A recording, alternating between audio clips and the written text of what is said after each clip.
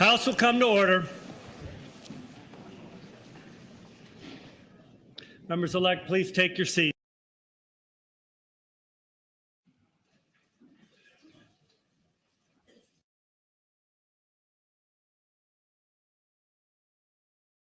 May we pray. Stony the road we trod,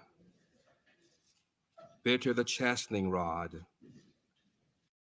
Felt in the days when hope unborn had died, yet with a steady beat, have not our weary feet come to the place for which our fathers sighed. Sovereign God,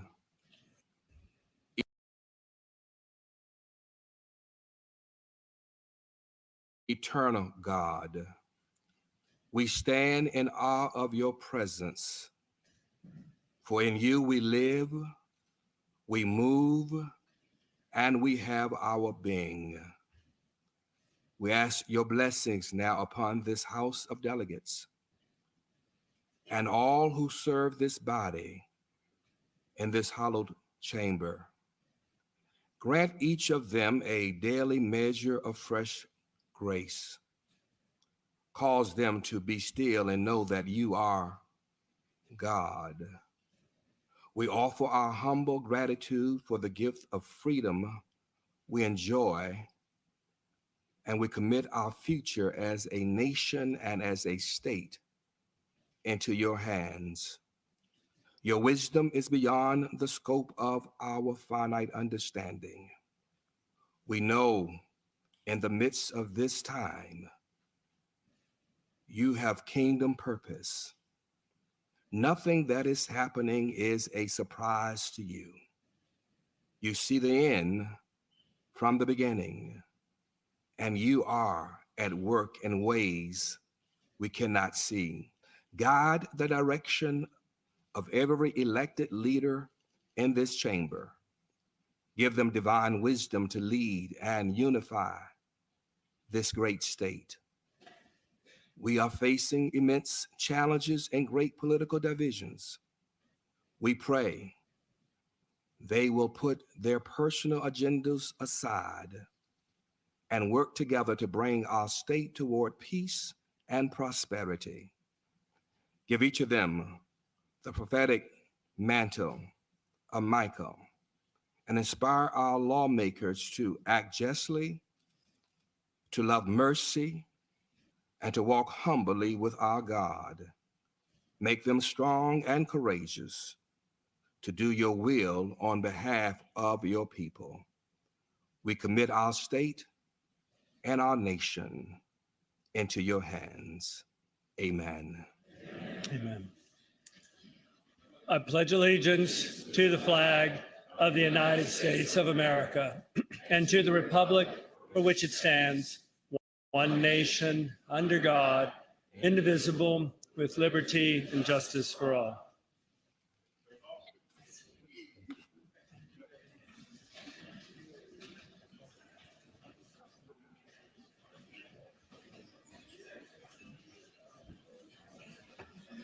Members, I apologize. Members, please remain standing as the colors of the United States of America are retrieved by the Division of Capitol Police.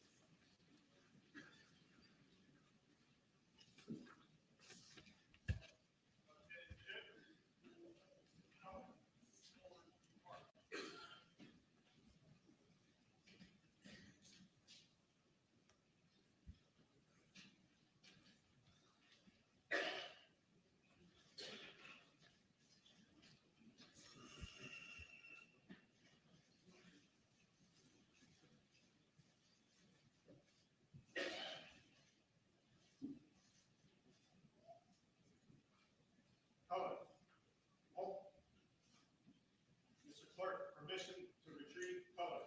Retire the colors. Colors, present arms.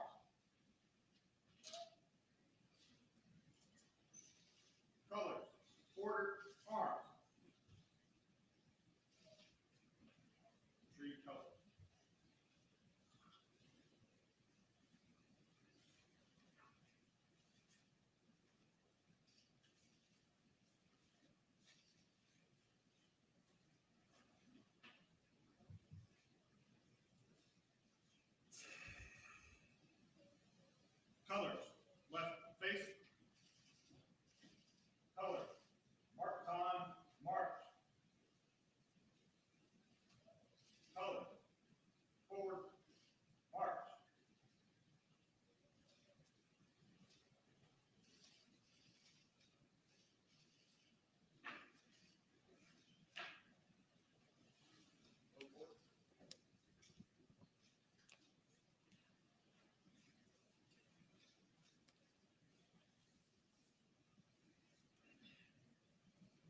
Members may be seated.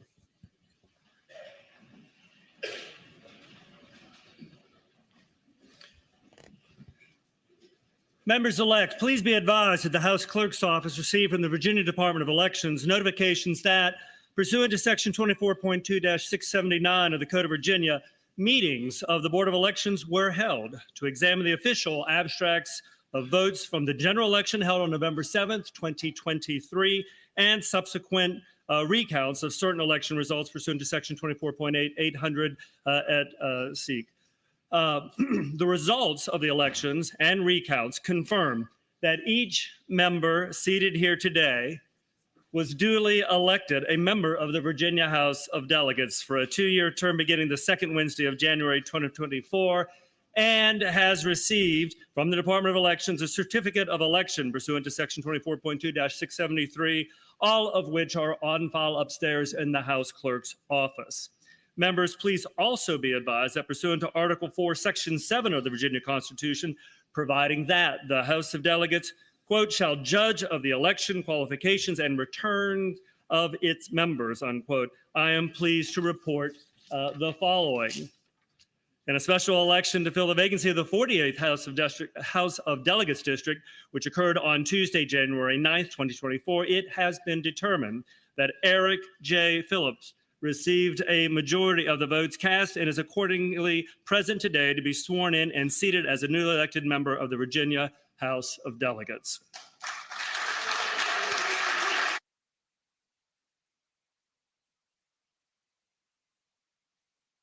Members-elect, you will find on your desk the oath of office, which need to be signed today, and we'll come back to that in a bit. Members-elect, will you please answer the roll call by indicating your presence on the electronic voting board?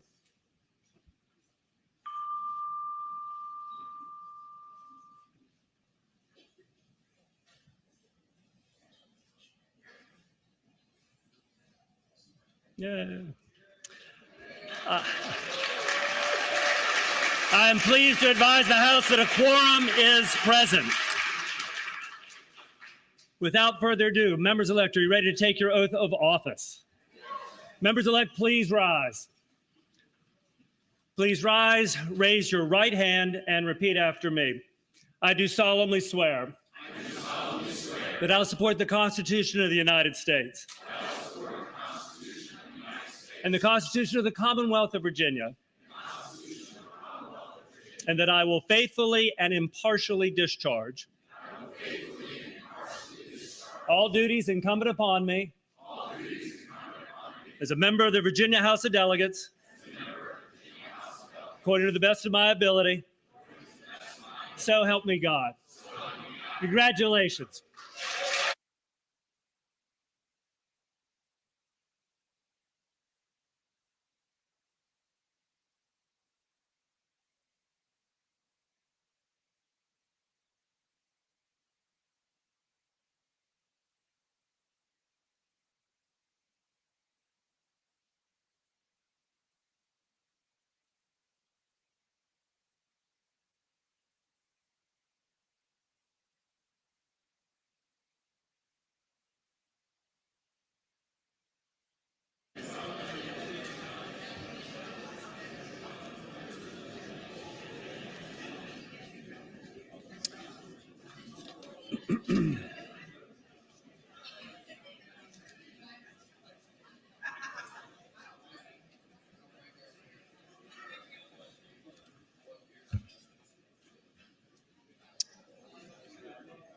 I also come to order. The next order of business is the election of the Speaker of the Virginia House of Delegates. Nominations are now in order. The delegate from Prince William, Delegate Torian. Thank you. Good afternoon. I rise to nominate Delegate Don Scott of Portsmouth as our next Speaker of the House of Delegates. I want to take this moment to thank Don's wife, Dr. Miranda Colson Scott, his daughter, Peyton, and his mother, Miss Helen, for being with us today and for giving to this House, Delegate Don Scott.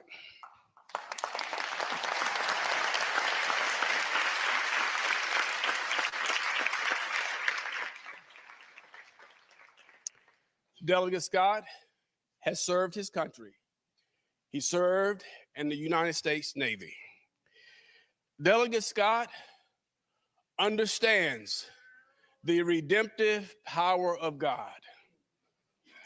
Delegate Scott is a successful attorney in his area of Portsmouth. Delegate Scott worked tirelessly to make sure, and this is not a crack at anyone, but he worked hard to ensure that we got the majority in the House.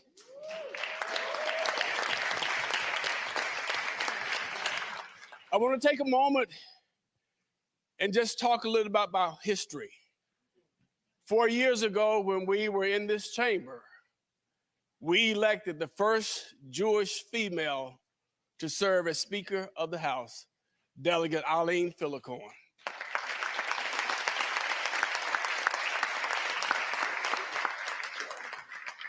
Four years later, we have come back to this chamber to make history one more time, to elect for the first time in the Commonwealth's history, the first African American to serve as Speaker of the House.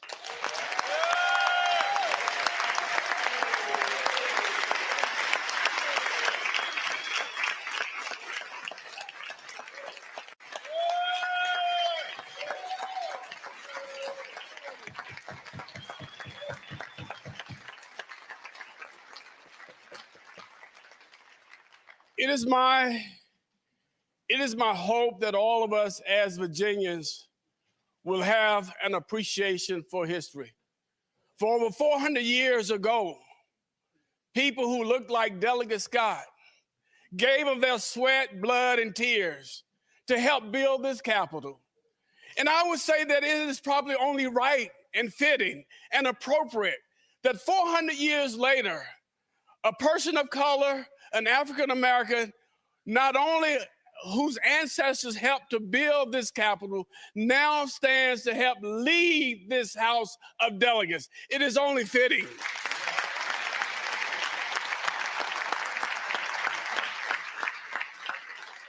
And it is my hope and my prayer that all of us as Virginians have a great appreciation for who we are as citizens of Virginia, and that all of us, if we work hard, if we dedicate ourselves, if we commit ourselves, we have the right and the privilege to lead the legislative body of the Commonwealth of Virginia here in the House of Delegates.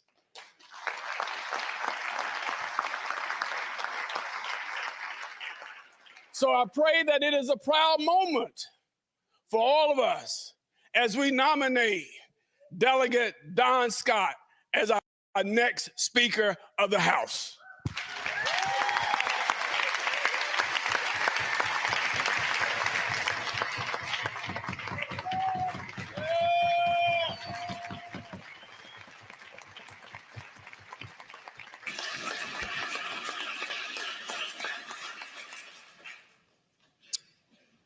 The delegate from Botetourt, Delegate Austin.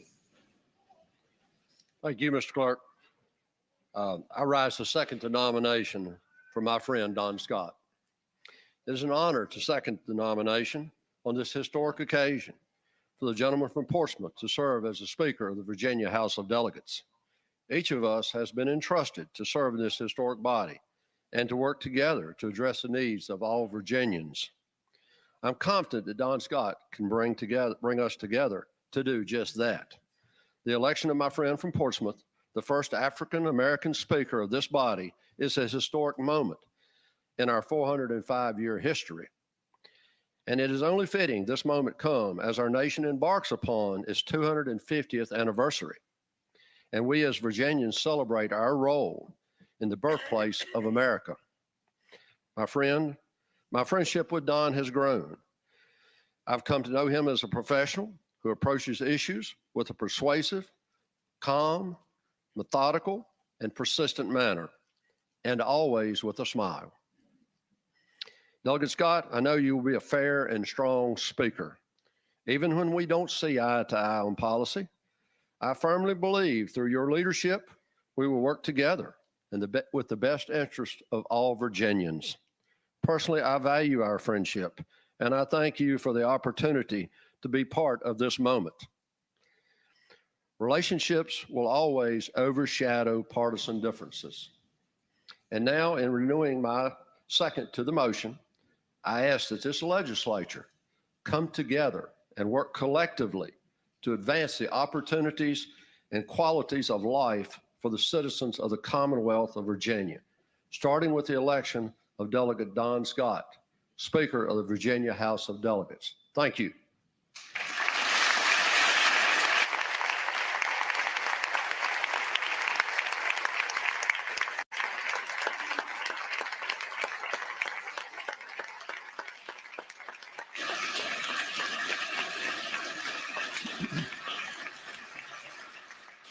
Are there further nominations? Hearing none.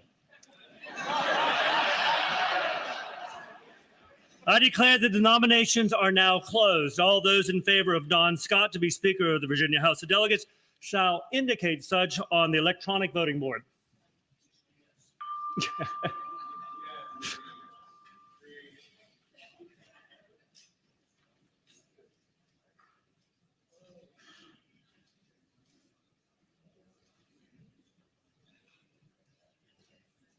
Please close the roll. I declare Don Scott duly elected Speaker of the Virginia House of Delegates.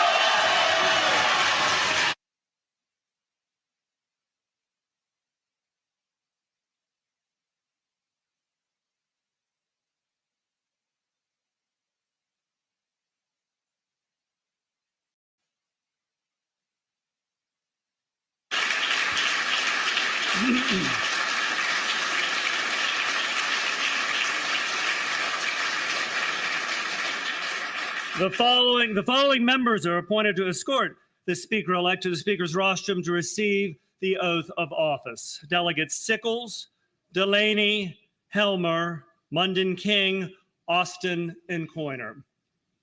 Back to the chamber. Members may be seated.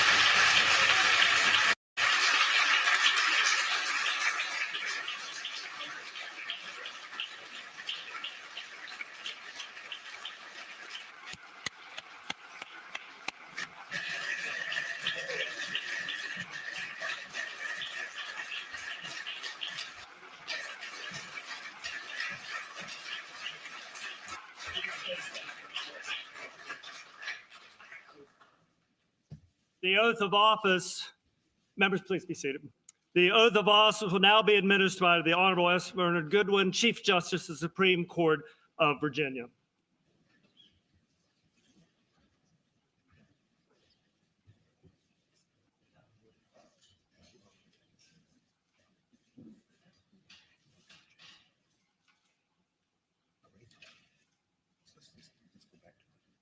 Okay. You the boss. Speaker Designee Scott, are you prepared to take the oath of office? I am. Please raise your right hand and place your left hand on the Bible. Please repeat after me. I, Don Scott, I, Don Scott, do solemnly swear do solemnly swear that I will support the Constitution of the United States that I will support the Constitution of the United States and the Constitution of the Commonwealth of Virginia, and the Constitution of the Commonwealth of Virginia, and that I will faithfully and impartially discharge and I will faithfully and impartially discharge all the duties incumbent upon me all the duties incumbent upon me as Speaker of the Virginia House of Delegates as Speaker of the Virginia House of Delegates, according to the best of my ability, according to the best of my ability. so help me God. So help me God. Congratulations, Mr. Speaker.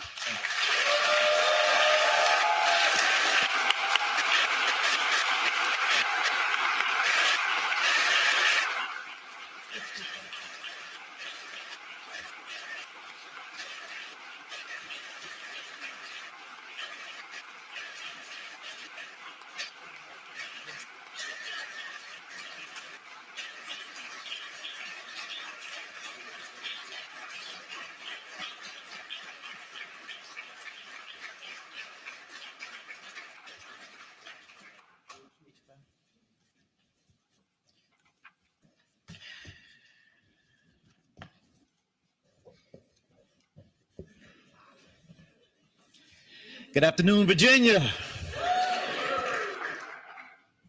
Thank you. Thank you all for being here. My first immediate emotion is just gratitude. Very grateful. I know this is God's favor. I know this is God's grace, which is undeserved favor. And I'm grateful. I want to thank my family, especially my wife, Melanda. Wife, stand up.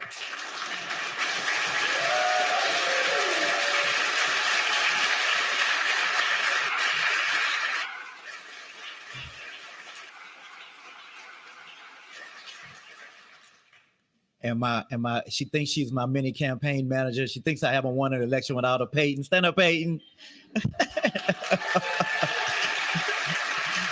My little 15-year-old daughter.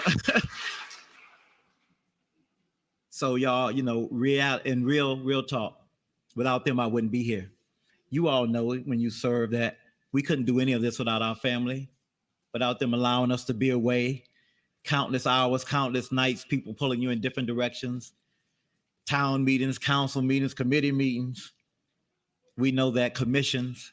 So we want to thank our families. And first of all, let me congratulate all of the new delegates that are here. Congratulations.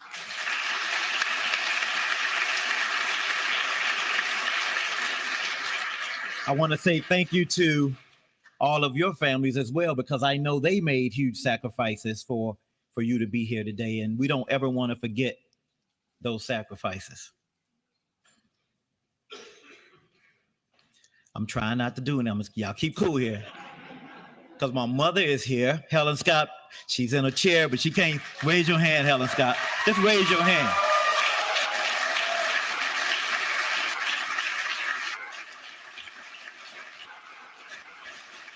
Y'all don't understand. My mother's 88. Y'all don't understand. I owe her. I'm gonna make her sit in here for a little while because she used to make us go to Sunday school, her choir rehearsal, church, Baptist training union after church. What you gotta go to church after church for?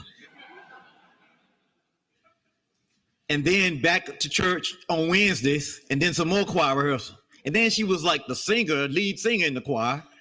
She was the soloist, so I gotta listen to some more singing. Then when I go home, she's singing some more.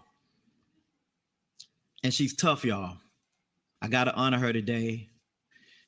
She was orphaned as a child. She raised 6 children by herself. I used to tell her, don't worry, God is my father, and he would take care of us. So I know I'm a little soft right now, but I'm really tough. And I got that toughness from her. She used to make my brother and I, she had to work, y'all. She had a couple of jobs. So we thought it was normal that kids got dropped off in front of the library before the library opened and then got picked up in the evening after the library had closed. But we knew, one thing she knew, we were going to be able to read and read well, and we do. Thank you, Mom.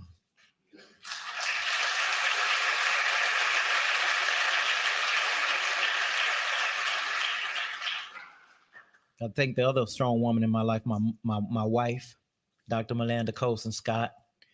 Y'all, she was a dentist teaching at the University of Pennsylvania when I met her. I was struggling.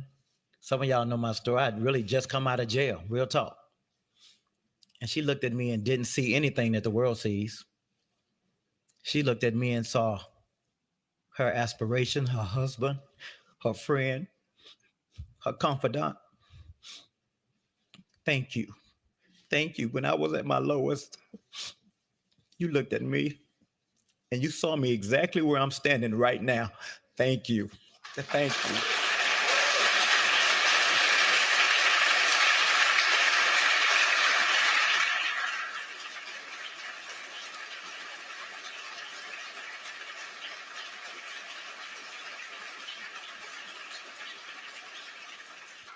I want to thank my friend and mentor and confidant, Chairman Torian, for all of his support, and most importantly, for nominating me to be here. Thank you, Chairman Torian.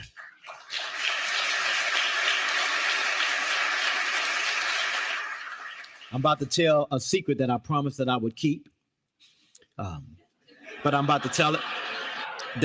Delegate Austin, Terry Austin, a few years ago, I was going to Texas for aunt's funeral during COVID. I'm coming back from, I'm going through the airport in Hobby Airport in Houston, and I see Delegate Austin, and I yell out, Delegate Austin, Terry. And like he always does, he ignored me. But thank God his wife was with him. And like most of our wives that protect us from ourselves, she said, Terry, and looked back and pointed at me. And so he came over and we spoke and we hugged and we talked. And from that point on, we've had, a great friendship and relationship. And I know folks don't believe that civility and cordiality can exist across the aisle, but I'm telling you it can. Because we have a great relationship. And I want to thank him from the bottom of my heart for standing in for me today and taking my nomination. I appreciate it. Thank you.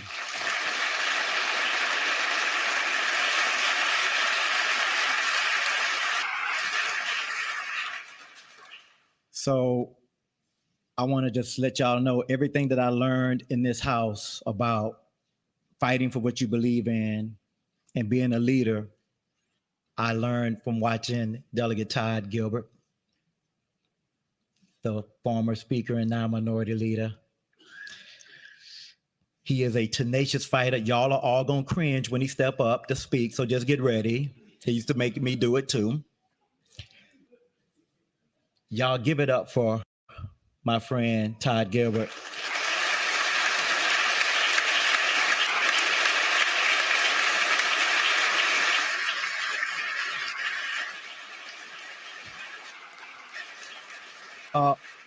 Up until this point, he has made my transition very easy. I'm sure that will stop some today.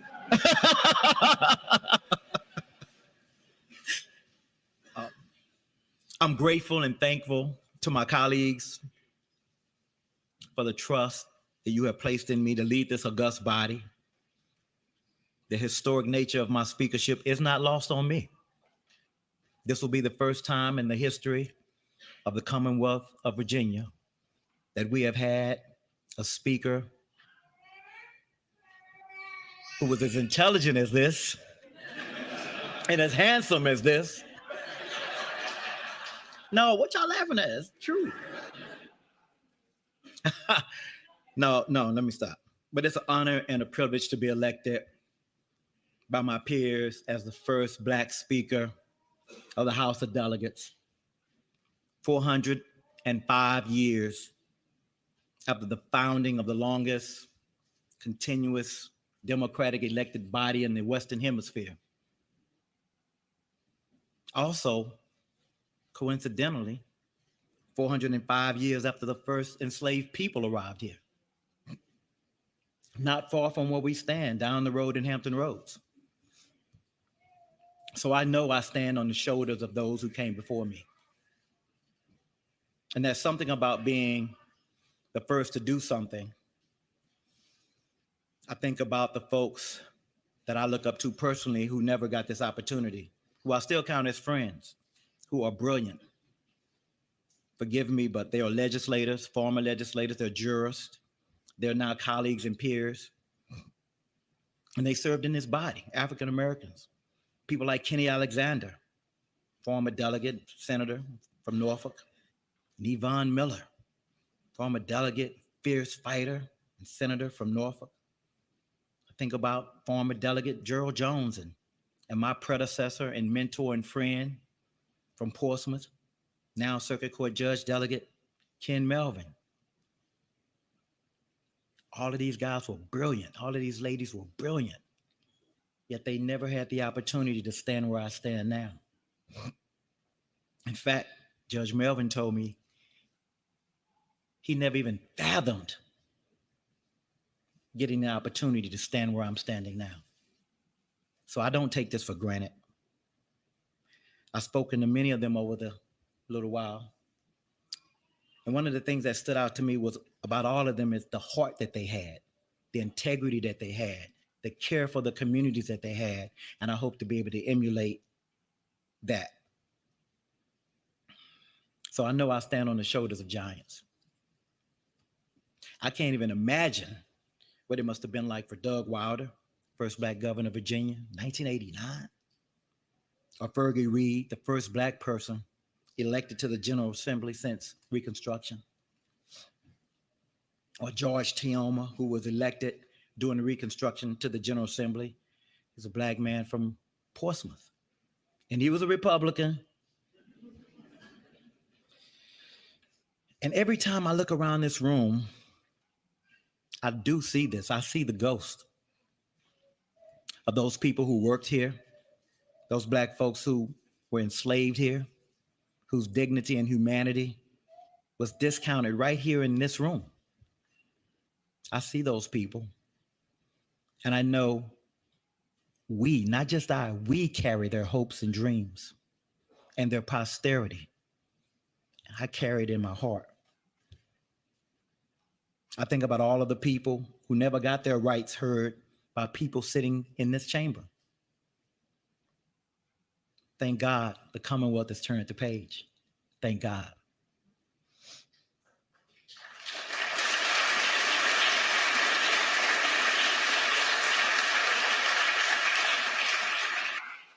I can imagine how proud they would be to see all the people who are now serving in this chamber looking back at me from different backgrounds, different faith traditions, different races and ethnicities, and so many other things and differences that make our Commonwealth so very rich. And talk about diversity. I have a very unique story myself. Some of you know and some of you don't, but Google me, as the kids say. 30 years ago, I went to federal prison. I did an 8-year sentence. Almost 8, 7 years, 8 months, who's counting? And I'm in awe of how awesome God is. It was 30 years ago. Now I'm standing here today. And I remember people, some who were in rooms like this telling me my life was over. I would never be what I thought I would be. I would never be what I thought I could be. But y'all didn't know I had a secret weapon. I had that woman over there who would come and see me and talk to me and send me letters and send me books and tell me that I was who she thought I was and who God said that I was. And she would tell me and remind me that I was God's beloved, with whom he was well pleased, regardless of current circumstance. And I had this praying grandmother and these praying aunts and these fake aunts who I always thought they tell me what to do like they was my aunts. and they would wrap their arms around me. I had these women who not only prayed for me and took care of me and during the times that I was away, but when I came home, I had one aunt, Juice.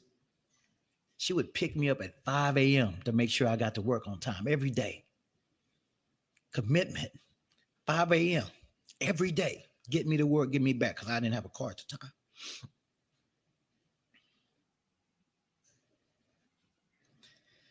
There are those who will tell you that you should be defined forever by a mistake. I'm here to tell you, do not believe them. God's grace and mercy is sufficient.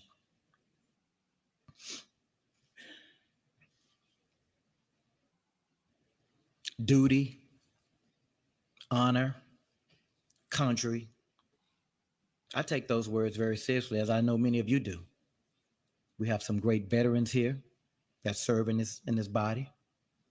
You also may not know I was a former naval officer. I often think about the sacrifices that those in uniform make every day in foreign lands and in hostile situations. They raise their right hand and they take an oath to put themselves in harm's way.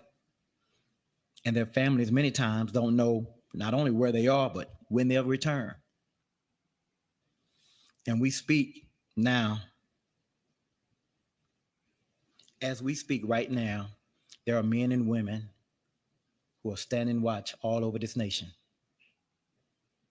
Please, as you serve, do not forget them. Do not forget them. The decisions that we make here are going to make sure that they come back to a country that has freedom and democracy for which they fight for overseas. Do not forget them.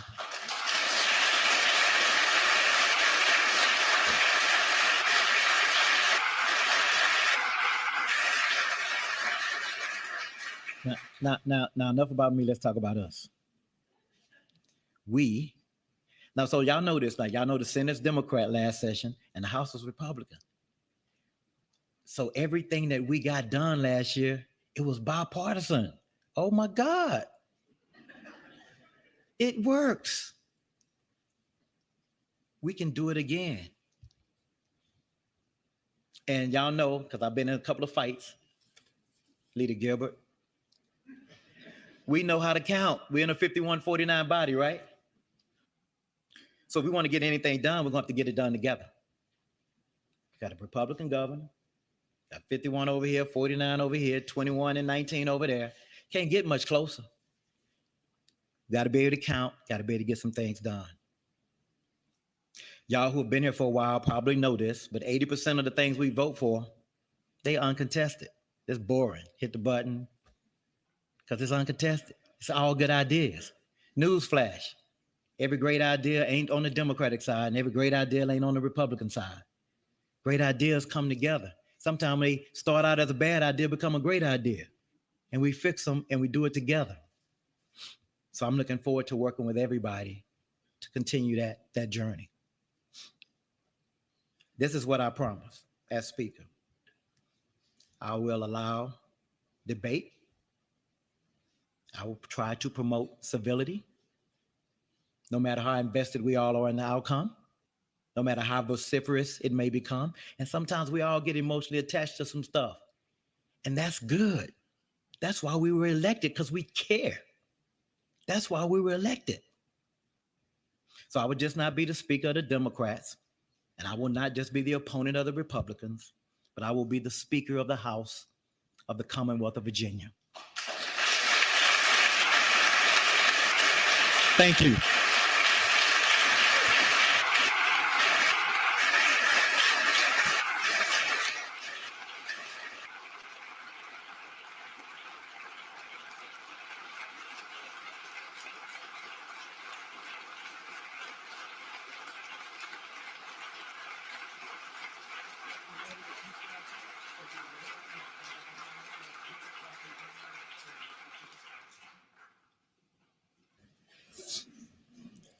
Now let's see how this works. The next order of business is the election of the clerk of the Virginia House of Delegates. Nominations are now in order. Oh, the delegate from Alexandria, Delegate Herring. Thank you, Mr. Speaker. And I'm so glad I get to be the first one to say it.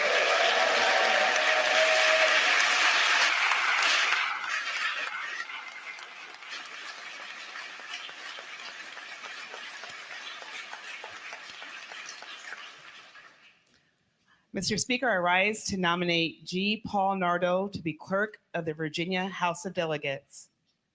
Now we all know Paul, who's been and is very ably served the House clerk for this chamber for 12 years now. Throughout his tenure, Paul has brought competency and continuity to this very important legislative body and into his position. He understands the legislative process and truly loves this remarkable institution, and it shows. By his tireless dedication, hard work, thoughtful guidance to every member, and his yes, you can do it attitude and encouragement, Paul has treated every one of us with respect and civility, regardless of the region we represent, the seniority that we have, or the party to which we belong.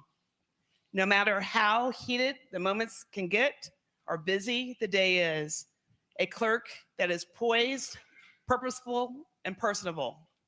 That's what we need, and that is G. Paul Nardo.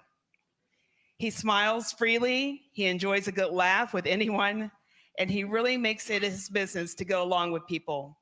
Beyond of all the constitutional, statutory, and other advice he provides us, he's always appreciated our spirits, and we appreciate his kind spirit. Mr. Speaker, our clerk is a true servant leader who leads an awesome nonpartisan House clerk staff of talented and trusted professionals who make this place run smoothly. And yes, they help us look good.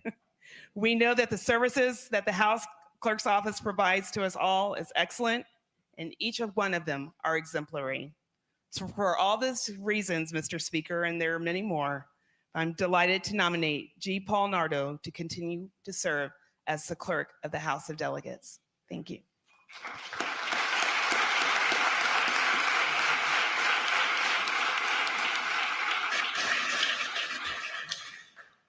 The delegate from Shenandoah, Delegate Gilbert. Mr. Speaker, I rise for the purpose of seconding the nomination of G. Paul Nardo. Delegate has the floor. Mr. Speaker, thank you very much. And there's very little I can add to the apt and eloquent description that Leader Herring provided of our friend G. Paul Nardo. I will add, I've known Paul a very long time. I've known him through the service of previous speakers and how he ably served in that capacity. From my perspective, the one thing I can share is, it's all a question of perspective for so many of us. I had the unique opportunity to see how he serves this body with professionalism, with that consummate dignity, that attention to detail.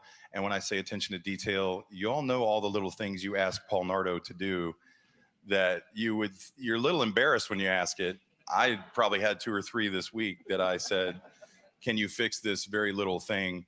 No matter what it is, whether it's Paul or his able staff, the best in this nation, Mr. Speaker, the clerk staff.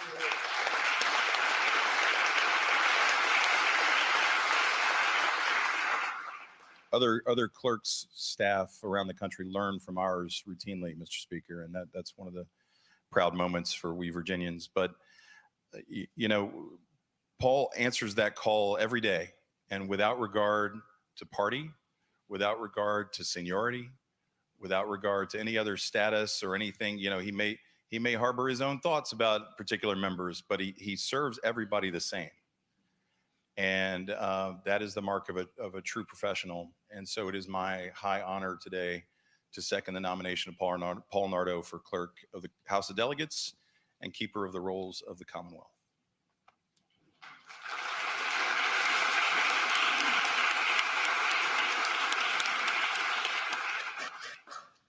Are there further nominations? Hearing none, I declare that nominations are closed. All those in favor of G. Paul Nardo to be clerk of the Virginia House of Delegates shall indicate such on the electronic voting board.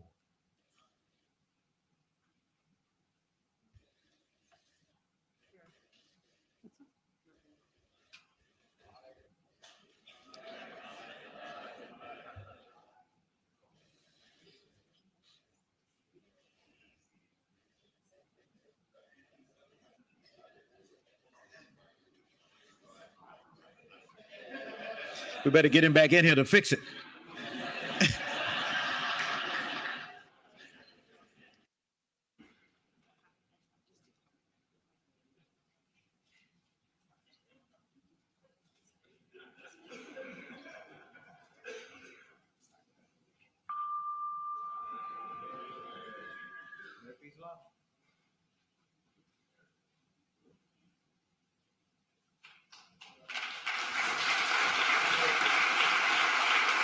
The clerk will close the roll.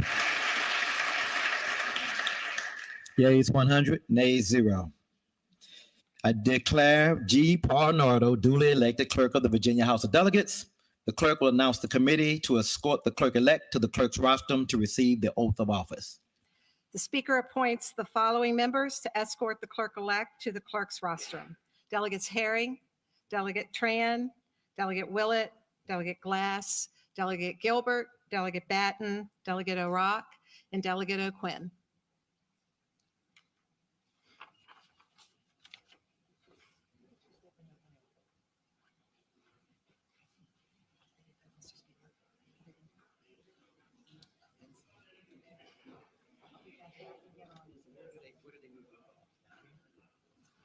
Yeah, I think he does it.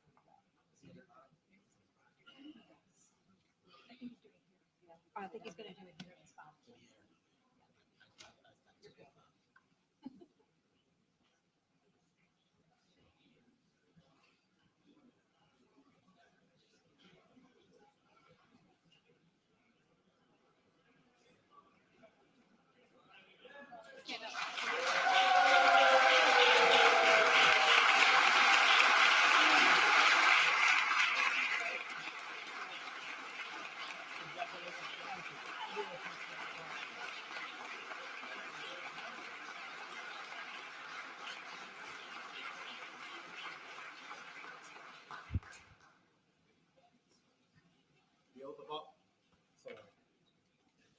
The oath of office will now be administered by the Honorable S. Bernard Goodwin, Chief Justice of the Supreme Court of Virginia.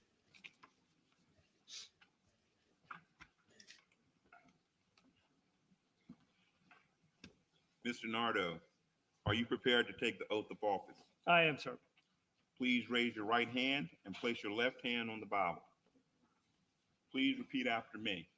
I, G. Paul Nardo, I, G. Paul Nardo, do solemnly swear do solemnly swear that I will support the Constitution of the United that I will States support the Constitution of the United States and the Constitution of the Commonwealth of and Virginia, the Constitution of the Commonwealth of Virginia, and that I will faithfully and impartially discharge and that I will faithfully and impartially discharge all the duties incumbent upon me all the duties incumbent upon me as clerk of the Virginia House of Delegates as clerk of the Virginia House of Delegates according to the best of my ability. according to the best of my ability. So help me God. So help me God. I really appreciate it. Thank you so much for coming over here. Can I get your autograph one more time? Do you want a different pen this time? Or, can you use that one? Whatever works for you. There you go. Except this doesn't work for me. All right, got it. There you go. Yes, sir. Okay, great. Thank you.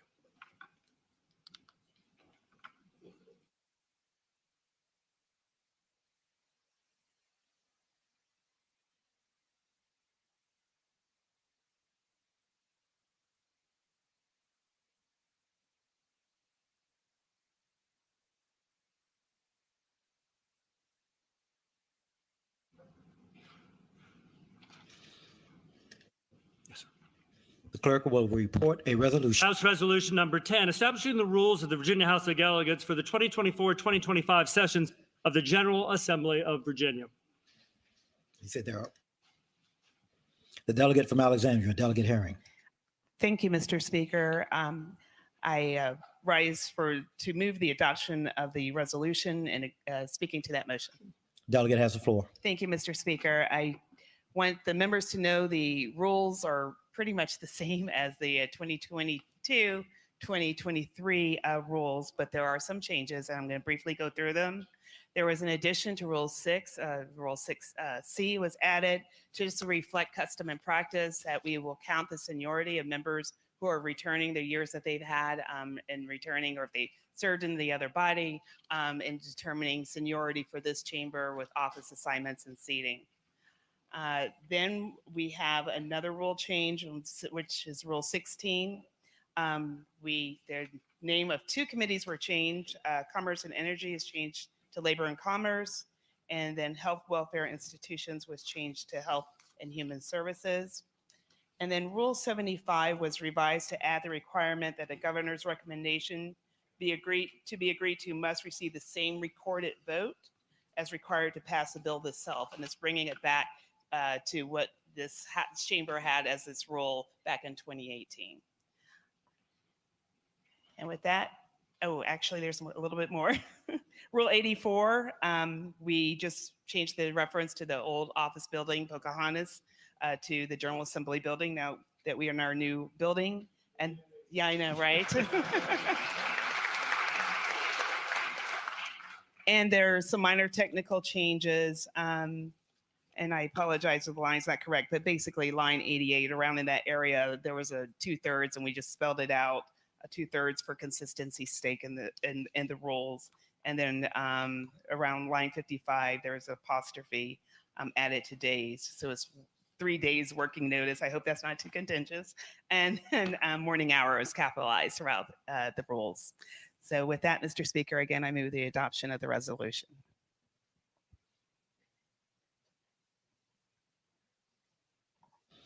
Shall the resolution be agreed to? I love this place.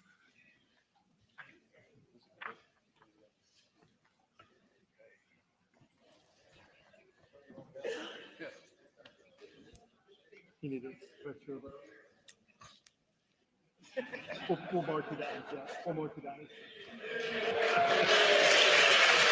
The clerk will close the roll. I'm so used, I was about to run down there and vote. The Speaker, ayes 100, no 0. Keep the vote. Ayes 100, no 0. The resolution is agreed to. Delegate from Alexandria, Delegate Herring will advise the Senate from the House of Delegates that the House of Delegates is organized and ready to proceed with business. The House will be at ease.